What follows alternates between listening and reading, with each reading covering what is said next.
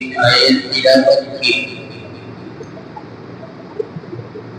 اللہ تبارک و تعالی سے دعا ہے کہ اللہ اس آیت کی روشنی میں بولنے کی توفیق عطا فرمائے اور ہم سب کو سننے سے زیادہ عمل کرنے والا بنائے۔ اللہ تعالیٰ نے اس آیت میں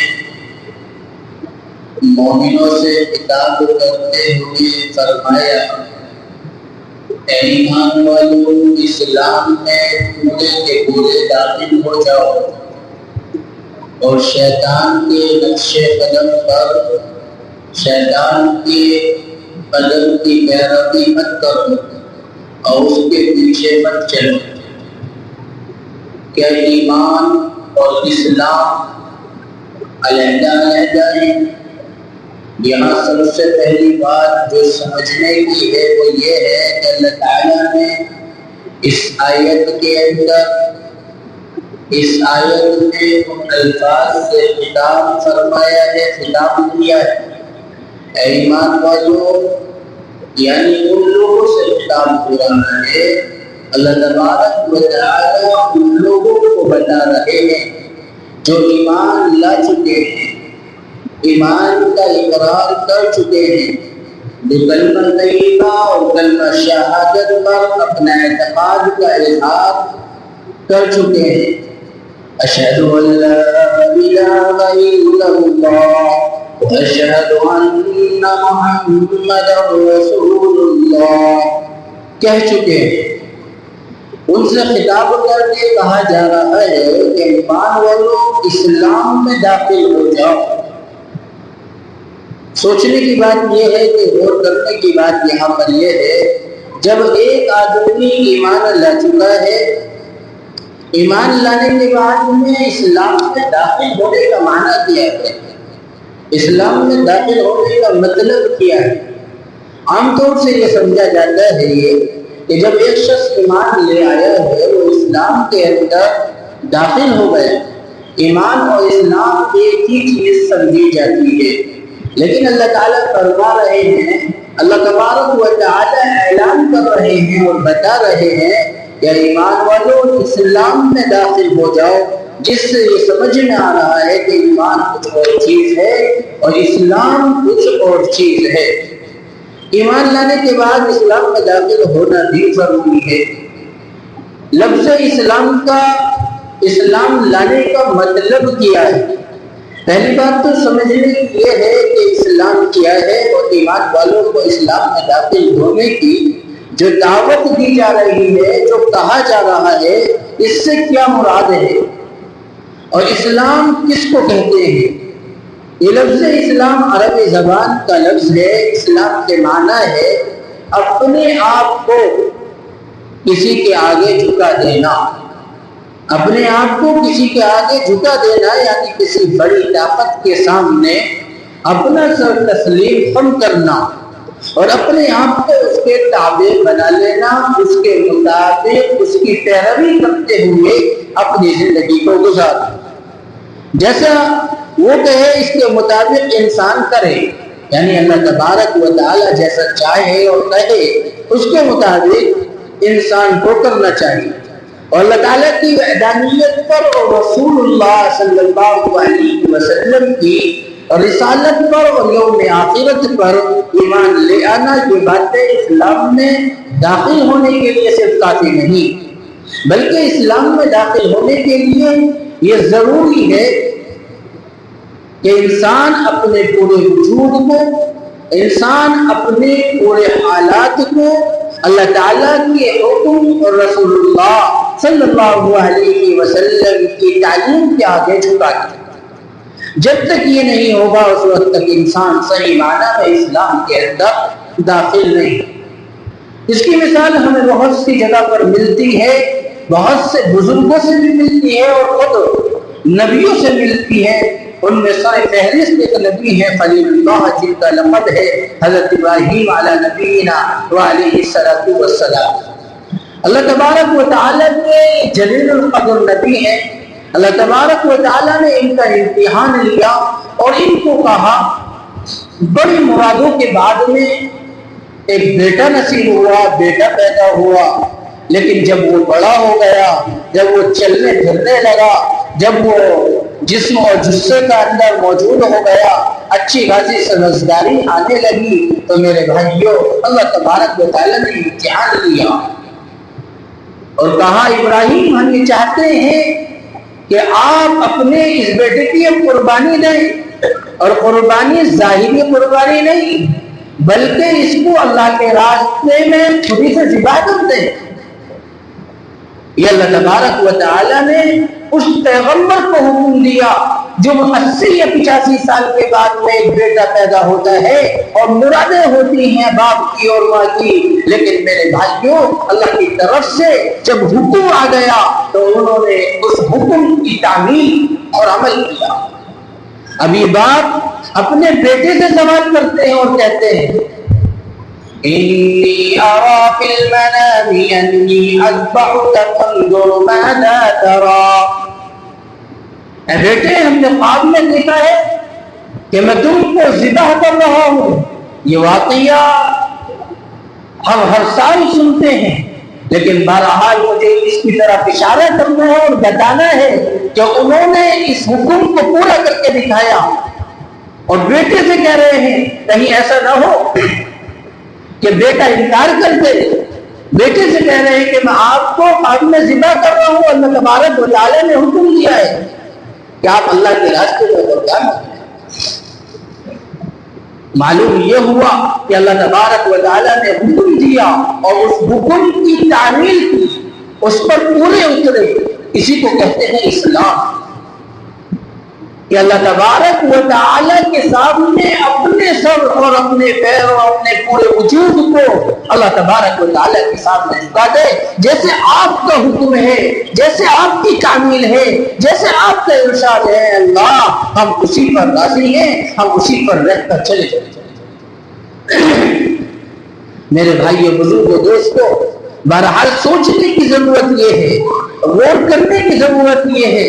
معلوم یہ ہوتا ہے کہ اللہ تبارک و تعالیٰ کے حکم کے تابع ہو کر، اللہ تبارک و تعالیٰ کے تابع اگر کوئی انسان بن جائے مکمل طور پر، اسی کو قرآن کریم اسلام کہتا ہے، اور اسی کو اللہ تبارک و تعالیٰ نے سورہ صافات پارہ نمبر 23 کے اندر اللہ تبارک و تعالیٰ نے ابراہیم علیہ السلام کے واقعے سے ذکر فرمایا۔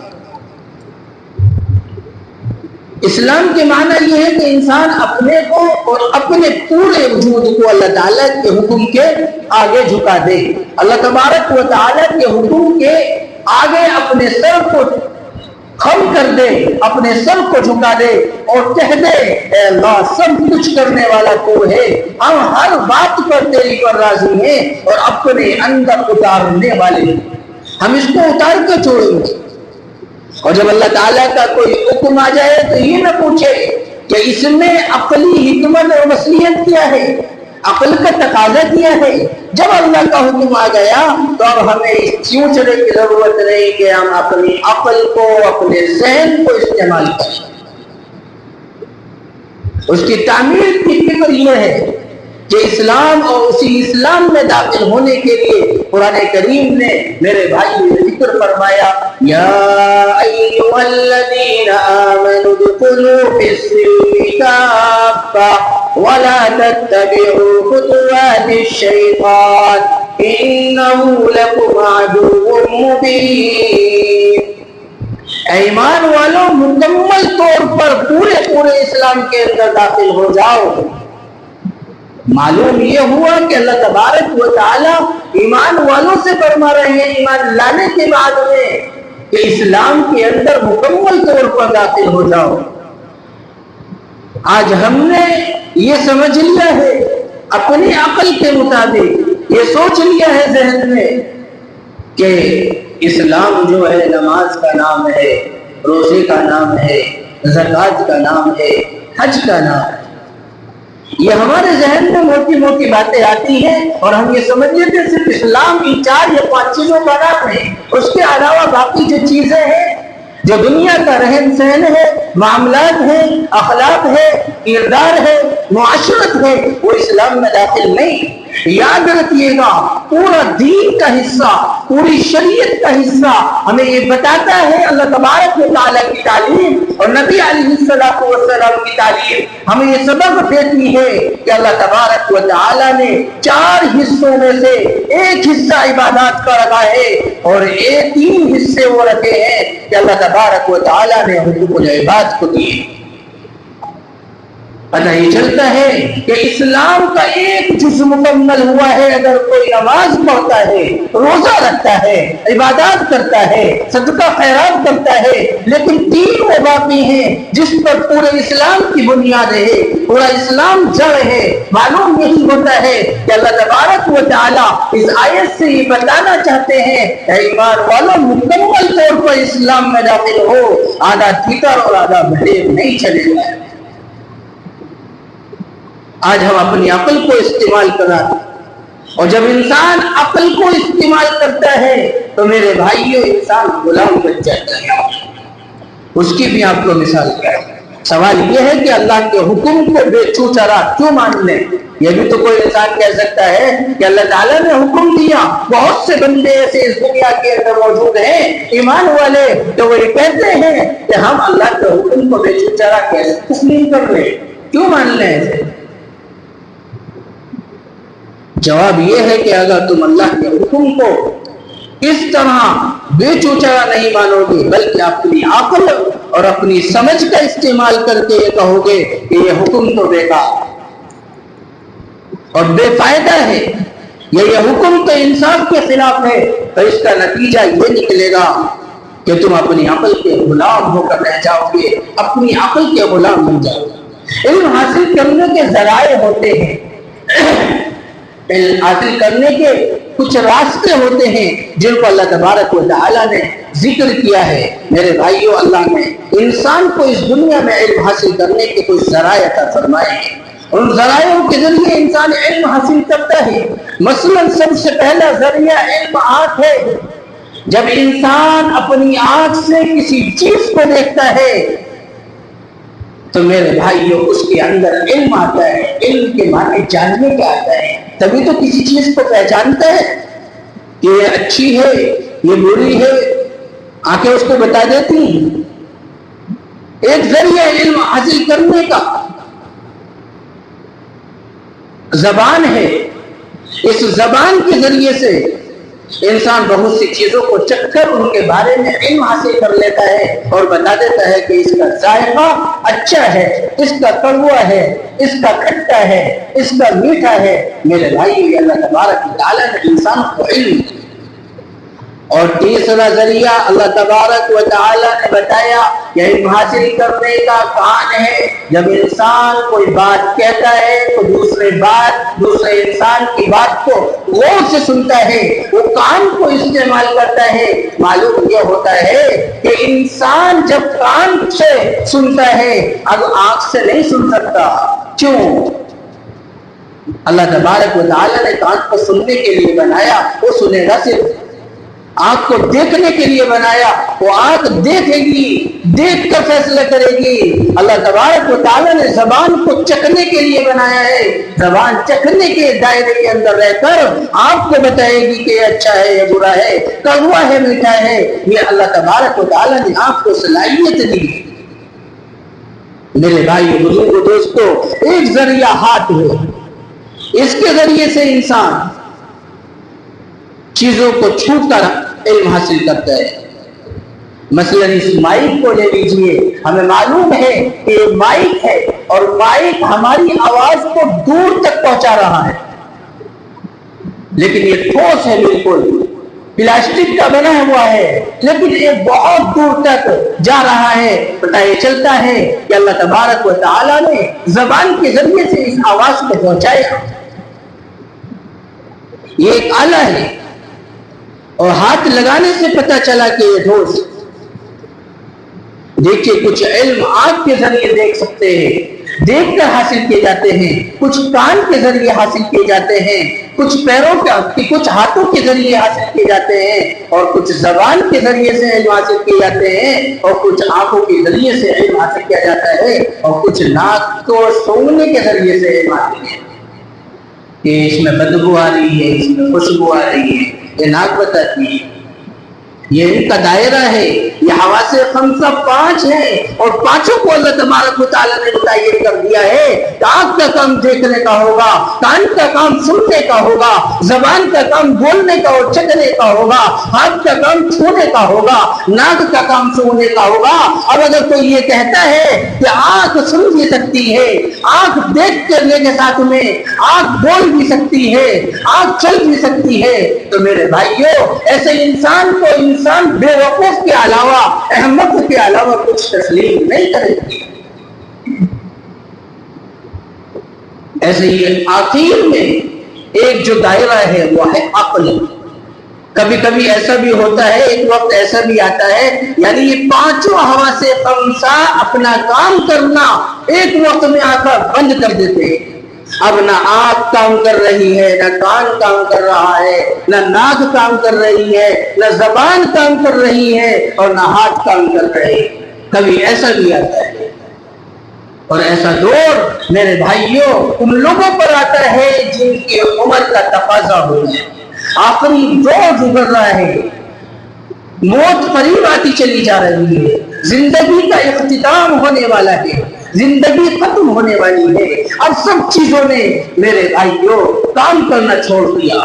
جب کام کرنا حواس خمسہ چھوڑ دیتے ہیں، کبھی کبھی ایسا بھی ہوتا ہے، کتابوں کے اندر یہاں تک لکھا کہ اب عقل کام کرتی ہے، عقل تسلیم کرتی ہے۔ اب عقل بتاتی ہے کہ جہاں پر سارے حواس خمسہ نے بات کرنی بند کر دی تو اب عقل بتاتی ہے، اور آنکھ کے ذریعے دیکھ کر تو یہ پتہ لگا لیا کہ یہ ٹھوس ہے، لوہے کا ہے،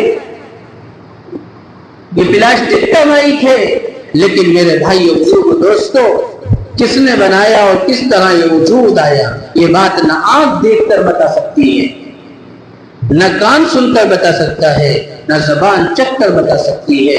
اس کو معلوم کرنے کے لیے اللہ تعالیٰ نے ہمیں عقل عطا فرمائی، اور اس عقل کے ذریعے ہمیں پتا چلا کہ اتنا خوبصورت اور شاندار آلہ بنانے والا بڑا سمجھدار کوئی انسان، لیکن اس انسان کو جو عقل دی ہے، یہ عقل کو میں کہنا چاہ رہا تھا کہ سب حواس خمسہ جب بات کرنا بند کر دیں گے تو اللہ تبارک و تعالیٰ اس سے عقل سے کام لیتا ہے۔ لیکن آخر میں آپ یہ سوچئے گا، غور کیجئے گا، انسان کی عقل ہی کی وجہ سے بہت ساری غلط فہمیاں ہوتی ہیں، غلط چیزیں جنم لیتی ہیں۔ اس دنیا کے اندر جتنے بھی بڑی بڑی برائیاں پھیلی تھی اور غلط سے غلط نظریات اس دنیا کے اندر آئے، وہ سب عقل کی بنیاد پر آئے۔ مثلا ہم اور آپ بحیثیت مسلمان ہونے کے ہمارا یہ عقیدہ ہے کہ سور کا گوشت کھانا، خنزیر کا گوشت کھانا حرام ہے۔ اگر اس کے بارے میں وحی کی رہنمائی سے ہٹ کر صرف اپنی عقل کو استعمال کیا جاتا تو معلوم ہوتا میرے بھائیوں ہم اس کا فیصلہ نہیں کر سکتے، اور ہماری عقل یہ کہتی کیا حرج ہے، کیا نقصان ہے خنزیر کے گوشت کھانے میں، ہمیں تو معلوم ہی نہیں ہوتا۔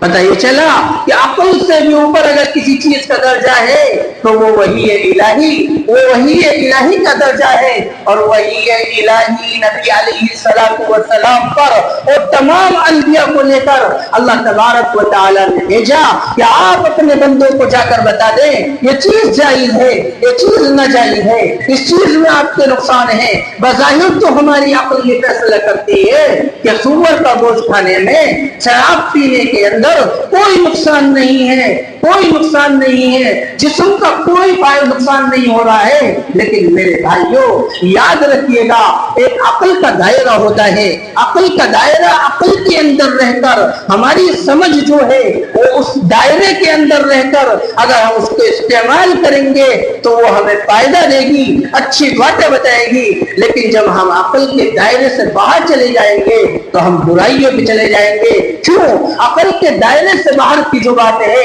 वो वही इलाही है।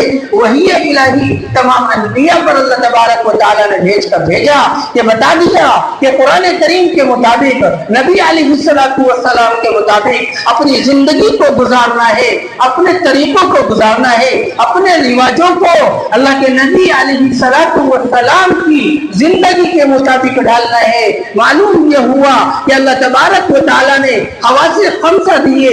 हवासे खमसा में इन 5 अज़ा के अंदर अल्लाह तबारक व तआला ने आंखों का देखने का काम रखा है, कानों का सुनने का काम रखा है, जबान का चखने और बोलने का काम रखा है, हाथों का छूने का काम रखा है और नाक का सूंघने का काम रखा है। और छठे नंबर पर जब ये 4-5 अज़ा काम करना बंद कर देते हैं तो अल्लाह तबारक व तआला ने अब अक्ल दी है समझने की, क्योंकि इनका दायरा सिर्फ छूने का, देखने का, सुनने का तो हो सकता है, लेकिन अब ये अक्ल का काम नहीं कर सकते।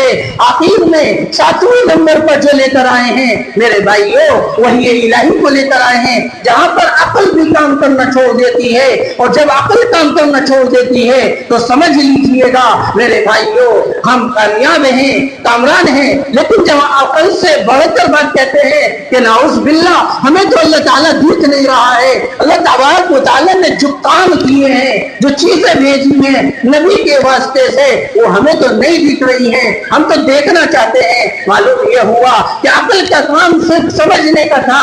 उसके बाद में अल्लाह तबारक व तआला ने वही इलाही के जरिए से आपको भेजा है पैगाम। लेकिन मेरे भाइयों, हमने गलत इस्तेमाल जब अक्ल का किया तो अक्ल ने हमें नाजायज कामों पे लगा दिया, अक्ल ने हमें बुराइयों पे लगा दिया, अपनी समझ ने हमें दूसरे हराम काम और बदकारियों पे लगा दिया। मालूम यह हुआ कि हम अक्ल को अक्ल के दायरे में रहकर इस्तेमाल करेंगे, कान, हाथ और पैर और नाक और जबान को उसके दायरे में रहकर इस्तेमाल करेंगे तो कामयाब होंगे, कामरान होंगे। मैं एक वाक़या सुनाकर मुख्तसर सा मेरे भाइयों अपनी बात को खत्म करता हूँ। अल्लाह के नबी अलैहिस्सलातु वस्सलाम के सहाबी रसूल हैं, वक्त के खलीफा हैं, वक्त के अमीरुल मोमिनीन हैं, हजरत उमर फारूक रज़ियल्लाहु अन्हु। ये सफर करते हैं, सफर का सिलसिला शुरू है। खाने पीने की जो चीजें साथ में थी, थोड़ा बहुत सामान वो खत्म हो जाता है। और सफर करते करते मेरे भाइयों, बुजुर्गों, दोस्तों, आप गौर कीजिएगा, इनका जब सामान खत्म हो गया तो अरब के अंदर ये रिवाज पकड़े हुए थे लोग कि जब कोई इंसान सफर पे निकलता था, मुसाफिर होता था, तो वो अपनी बकरियों का दूध पिला देते उसको फ्री के अंदर, बिल्कुल कोई पैसा नहीं, कोई उजरत नहीं, फ्री में उनको दूध पिला देते थे। एक मुसाफिर है, उनका ये अल्लाह तबारक व तआला ने उसने अखलाक रखा था। बहरहाल अरब के अंदर ये रिवाज भी था, उनको दूध पिला देते थे। हजरत उमर रज़ियल्लाहु अन्हु का जब तोशा खत्म हो गया तो एक चरवाया बकरी चरा रहा था। बकरी का रेवड़ था, बहुत बड़ा रेवड़ था। अब उसके पास पहुंचे और कहा, भाई कि बंदे, मेरा जो सामान था खाने पीने का वो खत्म हो चुका है, मैं चाहता हूं कि आप मुझे बकरी का दूध कर बकरी का दूध पिला। मेरे भाइयों, बुजुर्गों, दोस्तों, उस बंदे ने पता क्या कहा? फरमाने लगा, ए उमर, मैं दूध तो आपको पिला देता, लेकिन मुश्किल काम ये है कि जो बकरियां मैं चरा रहा हूं ये मेरी नहीं है, ये बकरियां किसी मालिक की हैं और मालिक के बगैर इजाजत के मैं आपको नहीं पिला सकता दूध।